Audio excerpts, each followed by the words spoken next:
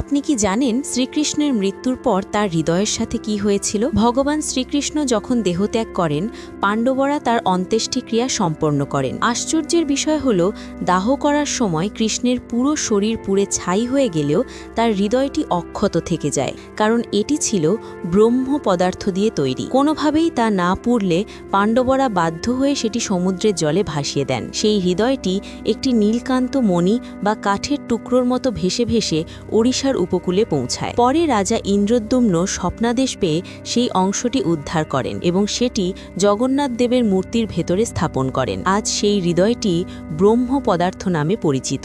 আজও প্রতি 12 বছর অন্তর যখন জগন্নাথের মূর্তি পরিবর্তন করা হয়, অর্থাৎ নবকলবর, তখন অত্যন্ত গোপনীয়তার সাথে এই ব্রহ্ম পদার্থটি নতুন মূর্তিতে স্থানান্তরিত করা হয়। বলা হয় এটি এতটাই তেজোদিত যে পুরোহিত এটি স্থানান্তর করেন তার চোখ বেঁধে দেওয়া হয় এবং হাতে গ্লাভস পরানো হয়।